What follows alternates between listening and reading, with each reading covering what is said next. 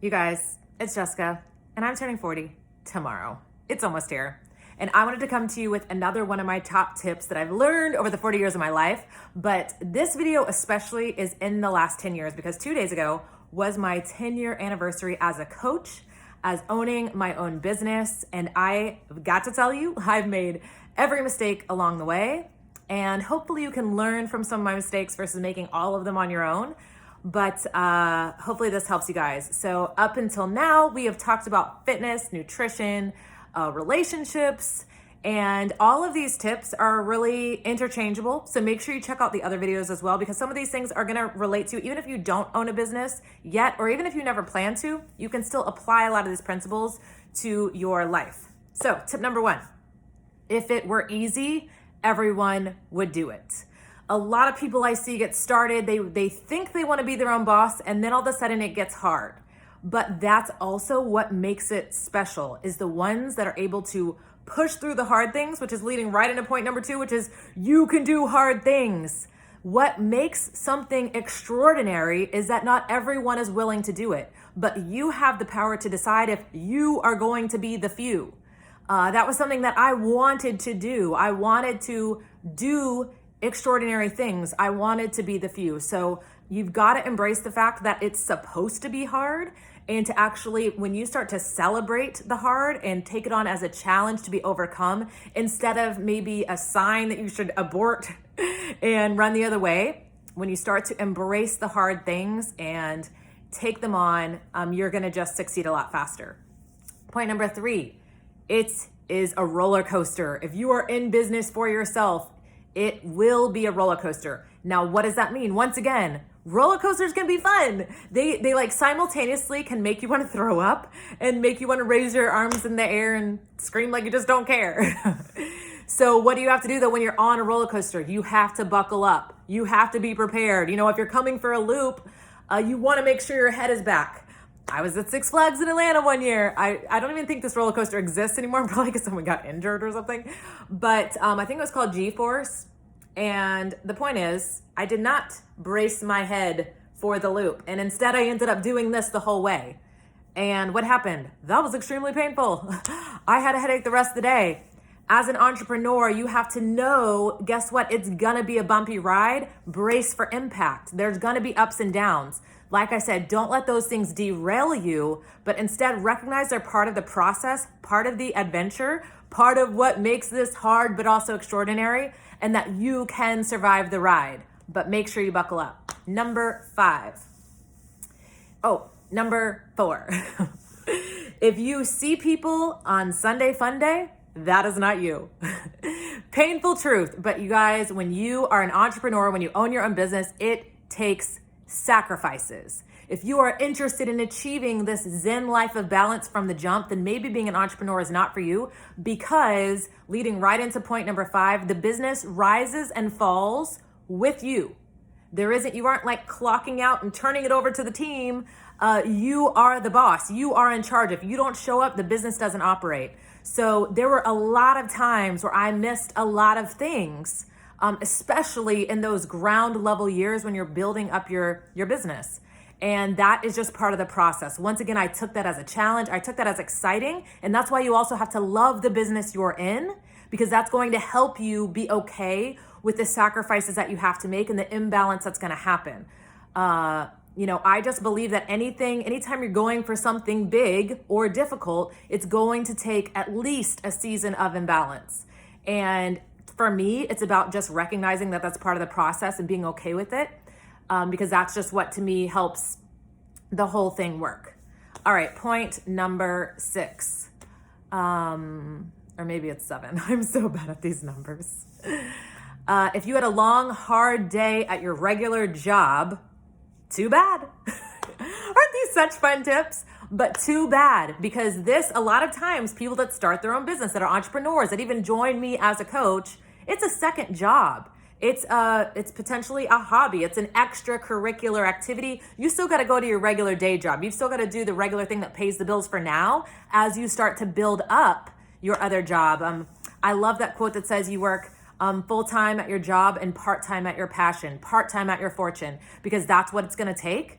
is, like I said, you have a long, hard day at your regular job. You still got to come home and you've got to hustle in those after hours. You've got to wake up a little earlier. You've got to stay up a little longer. You've got to fit this thing in those extra little pockets. And that's when we go back to point number one. Guess what? If it were easy, everyone would do it, and everyone won't. But you get to decide. If it's to be, it's up to me. I always love that quote, and I always remind myself, if it's to be, it's up to me. I do have control over this, and I can build something extraordinary, but I have to make sure I'm taking ownership. I'm willing to do what it takes, and I end up getting rewarded in the long run because of all of these points I'm sharing with you. And if you can't tell, I'm really passionate about it because it has completely changed my life, you guys. Like I said, I'm 10 years anniversary as a coach, and if I look back at who I was 10 years ago today, how my life was, the hamster wheel I was on, I was literally spinning through life, living Groundhog Day, and I was so disappointed in what my life looked like. And what I learned was that was my responsibility. That was up to me to change. I was letting outside circumstances dictate who I was, how I felt, how I acted. And once I became a coach and started my own business and took the reins of my future in my hands with God's help, I've learned so much that didn't have to be the end for me. It didn't have to be just how my life was. And that's what I want to encourage you with today. Okay, next point. Everything is figure outable. Oh gosh, you guys, this is just when you flip the switch in your brain that no matter what, it's figure outable. No matter how you feel right now, what you think you can't do, you don't know, you have no clue about, you can figure it out. It is Googleable. It is figure outable. There is someone that has done it that can teach you, or you can, maybe you want to pave a new path. But what I promise you is every single thing is figure outable. And when you switch your mindset to thinking that you can't, or that it's impossible, or that there's no way, to this is figure outable and I am able to figure it out, you will be unstoppable. Next point. Your business grows in proportion to how much you grow. My business will only grow if I grow, because I'm the boss. I'm an entrepreneur. I have taken ownership of this thing, and now it is up to me to grow. And a lot of times you might think everybody else needs to grow, or people just need to show up and build your business for you. You have to be committed to a plan of growth. Because like I said, if you want your business to grow, you've got to be going somewhere, and people only want to follow someone going somewhere. So my question to you is, where are you going? How are you growing? And the more you grow up, the more you'll go up. I'm sorry, I'm rhyming, but it just makes sense. All right, next point, which was in another one of my videos, but it applies so much to being an entrepreneur, and that is fluff fast. So you are allowed to have bad days. You are allowed to get into a funk. You are allowed to be defeated, overwhelmed, feel like you can't. You're allowed to do all those things because you're human. And you will feel all of those things as an entrepreneur because, like I said, it's a roller coaster. But you have to learn to fluff fast. You are your own boss. You don't have someone there holding you accountable, making sure you show up to work, making sure you get the job done. You don't have someone saying, you know what, I'm sorry you had a bad day, but go, and as a server, go wait on your tables. It is on you. So you now have to fluff fast. You have to be your boss, and you have to hold yourself accountable. Guess what? Whatever I'm going through, let's get through it because we've got work to do. You cannot allow yourself to just sit in a space and stay there because we don't have that luxury. We're entrepreneurs. We own our own business. We've got to go. So you've got to fluff fast. And my last point for you, if you aren't failing, you aren't doing it right. And I don't know why all of a sudden since I started doing these videos, I do this with my hands all the time. If you aren't failing, you aren't doing it right. I had huge fear of failure. Like the one thing I did not want to do is fail.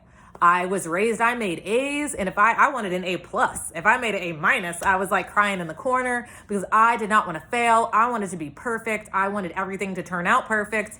And failure was something really tough for me to embrace because I programmed my brain that failure equals bad. Failure is negative. Failure is not something I ever want in my life. Well, the life of an entrepreneur, the only way you succeed is by literally failing over and over and over again. And I remember hearing once how I was it really changed my way of thinking when they said, why do you think everyone else should fail? Because if you think of anyone that has really succeeded at anything, they made mistake after mistake after mistake. And that's how they've learned. Whether it's the invention of the light bulb or, Michael Jordan getting cut from the basketball team or Oprah Winfrey being told she's not cut out for television. All of these successful people were failures. what the key to their success was it didn't stop them. They just kept going. I think Walt Disney was denied hundreds of times. Is he a failure? Is he somebody I wouldn't want to be like? And that's what I started thinking, like, so why am I just cocky or arrogant that I think I can't fail, but I must succeed and never fail? And so when it was put that way, because I didn't want to be perceived or feel cocky or arrogant, all of a sudden I realized maybe I need to change my thinking. And so now it's different. And since I started this journey as an entrepreneur, it was, okay, let's see how fast I can fail. Because the more I fail, the more I'll learn, the more I can tweak, the more I can move forward. So my challenge to you is embrace failure. If you aren't failing, you probably aren't trying hard enough. There are more things you can do to grow your business, to grow you as a person, and you're going to fail every step of the way. I love the book Failing Forward by John Maxwell, but embrace failure, and that's going to be a stepping stone to your success. So hopefully you guys got some tips from this video to apply to your business, to apply to your future endeavors. Maybe you want to join my team as a coach. That's what I do, is I help people build online businesses, helping other people achieve their goals in health and fitness. And it's been so rewarding. Like I said, for the last decade, it has literally changed my life to the place and to the point where my life is now unrecognizable in only the best ways. But like I said, it was a roller coaster. I did hard things. I sacrificed. Everything I just named is literally what I've learned, and hopefully that helps you. So shoot me a message, jessicabowsernelsonfitness@gmail.com if you want some information. But if not, hopefully this helped you. Drop a tip below. And tomorrow's my birthday.